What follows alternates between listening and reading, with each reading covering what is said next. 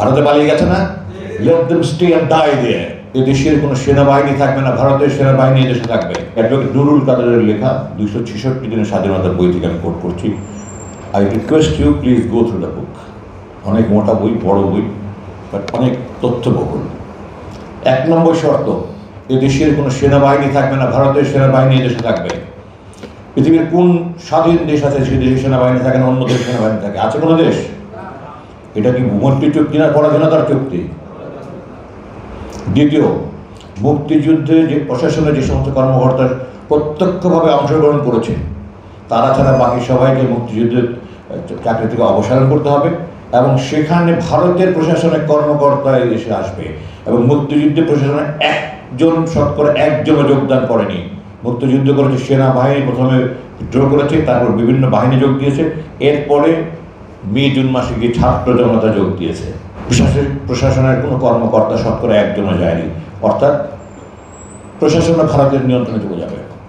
তৃতীয়, এদেশের পররাষ্ট্র মন্ত্রণালয় এবং ওয়ালটন আবারও মিলিনিয়ার অফারে ওয়ালটন ফ্রিজ কিনে আপনিও হয়ে যেতে পারেন মিলিয়নিয়ার। মিলিনিয়ার ছড়াছড়ি দেশ জুড়ে, এটা শুধু ওয়ালটনই পারে।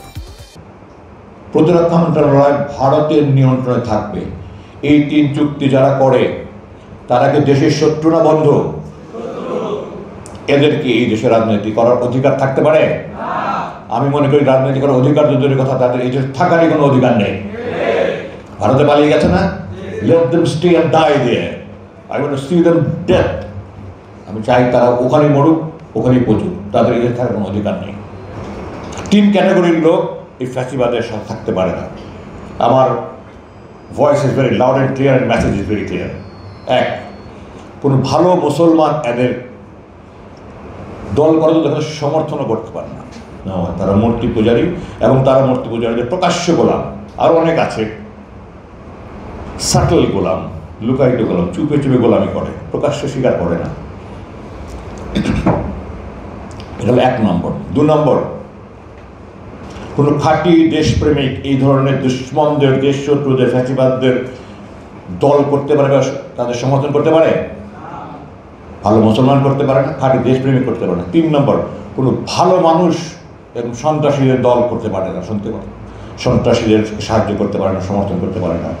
যারা এই গত 3 টার্মে এমপি হয়েছে, একটা লোক একটা কথা বলেছে এই ধরনের জুলুম অত্যাচারের বিরুদ্ধে, তারা সব এই 3 ক্যাটাগরি কোনো এক ক্যাটাগরিতে পড়ে।